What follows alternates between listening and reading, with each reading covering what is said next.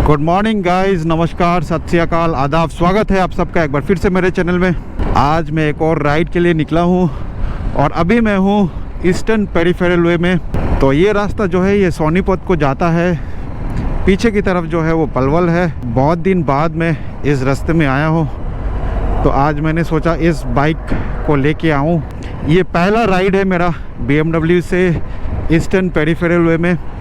बहुत ही शानदार रास्ता है, खाली रास्ता है और आप यहाँ पे 100 के ऊपर भगा सकते हैं। गाड़ी वाले तो 150 तक भगाते हैं, पर क्योंकि इसकी अभी तक सर्विसिंग नहीं हुई है तो मैं 70 के ऊपर नहीं भगाऊंगा। और वैसे भी मैं 80-90 से ऊपर नहीं चलाता हूँ। मैं 100 के ऊपर तो चलाता ही नहीं, कभी भी नहीं चलाता हूँ, क्योंकि 100 के ऊपर चलाते हैं तो काफ़ी रिस्की हो जाता है। तो आज मैं एक और इम्पॉर्टेंट टॉपिक पे बात करूँगा। लास्ट ब्लॉग आप लोगों ने देखा, लास्ट ब्लॉग में मैंने ये डिस्कस किया था कि फास्टिंग ब्लड शुगर लेवल काफ़ी हाई रहता है काफ़ी लोगों का, 150, 160, 170, कई लोगों का 180 तक भी चला जाता है। तो आज मैं कुछ आप लोग को टिप्स बताऊँगा कि कैसे आप अपना fasting blood sugar level control कर सकते हैं। वैसे तो मैंने आपको बताया कि अगर आपका फास्टिंग ज़्यादा भी है तो आपको घबराने वाली कोई बात नहीं है, लेकिन फिर भी अगर आपको लगता है कि कम करना चाहिए, अगर 170, 180 जा रहा है तो बहुत ही ज़्यादा है, तो उसको भी कंट्रोल करना ज़रूरी है। तो सबसे इम्पोर्टेंट है डाइट। अगर आप हाई कार्ब डाइट लेते हैं रात के टाइम पे तो आप लो कार्ब डाइट लीजिए, कार्बोहाइड्रेट कंटेंट कम रखिए, क्योंकि रात के टाइम में आपको एनर्जी की ज़रूरत नहीं है। तो इसलिए आप एक लो कार्ब डाइट करिए और साथ ही साथ आप अपना प्रोटीन इंटेक बढ़ाइए और फैट इंटेक बढ़ाइए। तो अपने डाइट में प्रोटीन और फैट इंटेक बढ़ाइए, खास करके रात के टाइम में। अगर आपको कार्बोहाइड्रेट खाना भी है तो आप लंच में लीजिए। सबसे बेस्ट टाइम है कार्बोहाइड्रेट ज़्यादा खाने का लंच टाइम में। ब्रेकफास्ट में और डिनर में आपको कार्बोहाइड्रेट कम रखना चाहिए। डिनर में तो बिल्कुल ही कम रखिए, ज़्यादा मत रखिए, क्योंकि अगर आप ज़्यादा रखेंगे तो फिर दिक्कत है, फिर आपका फास्टिंग शुगर लेवल काफ़ी ज़्यादा आएगा। तो इसलिए रात के टाइम में हमेशा कार्बोहाइड्रेट कम रखिए। तो ये तो है पहला टिप। दूसरा टिप है, अगर आप इंसुलिन लेते हैं या फिर कोई दवाई लेते हैं तो उसकी डोसेज एडजस्ट करिए, उसकी टाइमिंग एडजस्ट करिए और हमेशा अपने डॉक्टर से सलाह करके ही करिए, खुद से मत करिए।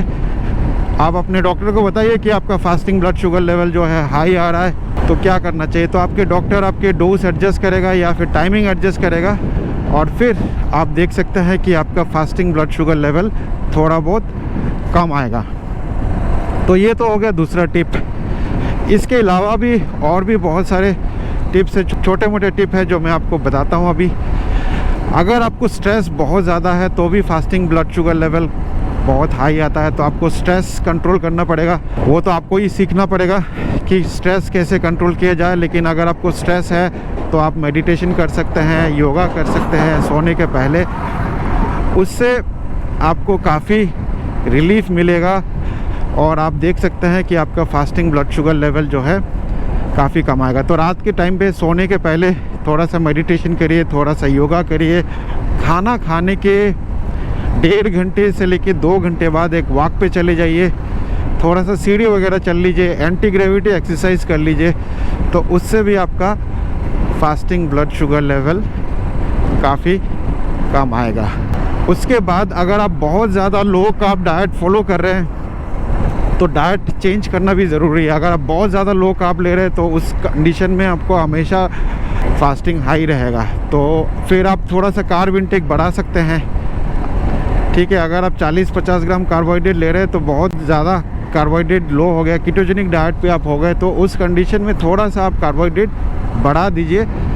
तो आप देख सकते हैं कि आपका फास्टिंग उतना ज़्यादा नहीं आएगा। कीटोसिस से निकलना पड़ेगा। जो लोग कीटोसिस में होते हैं, जो कीटोजेनिक डाइट फॉलो करते हैं, उनका हमेशा फास्टिंग ज़्यादा आता है। तो आप कीटोजेनिक डाइट छोड़ दीजिए कुछ टाइम के लिए, आप देखेंगे कि आपका फास्टिंग भी ठीक हो गया। और ये बहुत ही खूबसूरत नज़ारा, बहुत दिन बाद इस रोड पे आया हूँ राइड के लिए।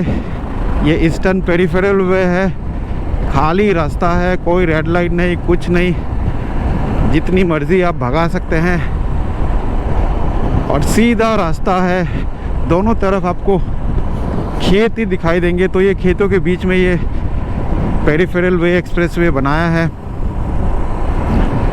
तो बहुत अच्छा लगता है यहाँ पे राइड करने में। लेकिन अगर आप ज़्यादा समय यहाँ पे राइड करेंगे तो आप बोर हो जाएंगे और हो सकता है कि आपको नींद भी आ जाए। और ये बाइक तो वैसे इस रास्ते के लिए है नहीं, बट मैं एक राइड के लिए, लंबा राइड के लिए निकलना चाहता था, तो ये सही रास्ता था। यहाँ पे मैं अच्छे से चला सकता हूँ, ब्लॉगिंग भी कर सकता हूँ, मेरे को उतना टेंशन नहीं होगा।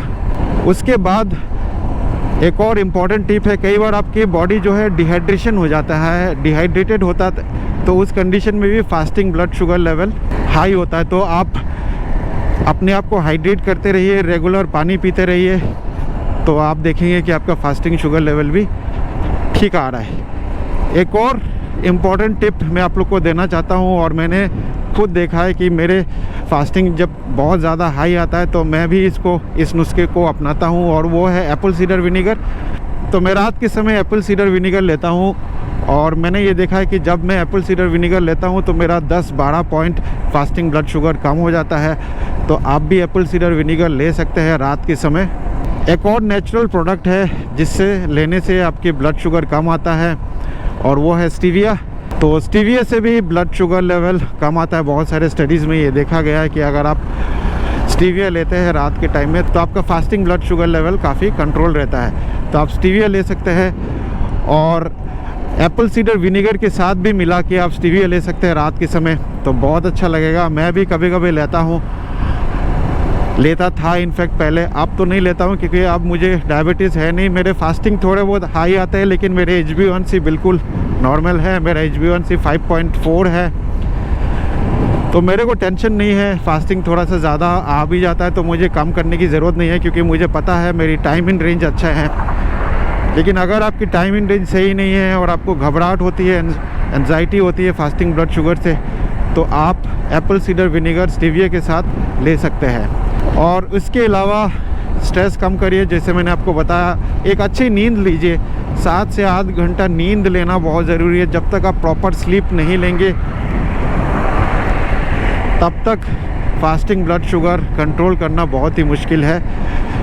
तो एक प्रॉपर स्लीप ज़रूर लीजिए, और ये सारे चीज़ ट्राई करिए, और कमेंट में ज़रूर बताना मेरे को कि इनमें से कौन सा नुस्खा आपके लिए काम आया, क्या काम आया या नहीं आया। अगर इसके बाद भी आपका फास्टिंग ब्लड शुगर लेवल काम नहीं आया तो मुझे लगता है कि आपको एक डॉक्टर से कंसल्ट करना चाहिए, एक एक्सपर्ट से कंसल्ट करना चाहिए, और तभी आप अपना फास्टिंग ब्लड शुगर लेवल कम कर पाएंगे।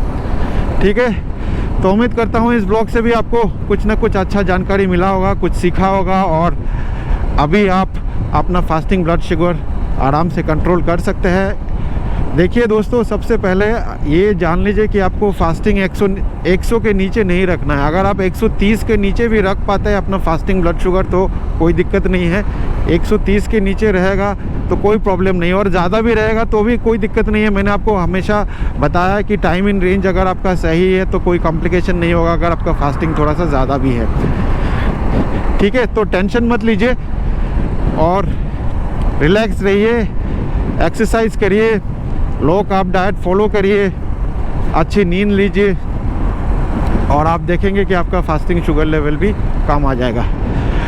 और ये रास्ता देखिए, कहीं पे कोई कुछ नहीं है, कोई रेड लाइट नहीं, सीधा रास्ता, भीड़ भाड़ नहीं, कुछ नहीं, बहुत ही मज़ा आ रहा है। तो मैं अपना राइड एंजॉय करता हूँ, आप लोग भी इस नज़ारे का थोड़ा सा और मज़ा ले लीजिए। और इस ब्लॉग को मैं यहीं पे ख़त्म करता हूँ। मैं मिलूँगा आप लोगों से एक नए ब्लॉग के साथ, तब तक स्वस्थ रहे, मस्त रहे। इस ब्लॉग को देखने के लिए आप सबका बहुत बहुत धन्यवाद। But I just couldn't start it. Got my eyes on the target. No, no.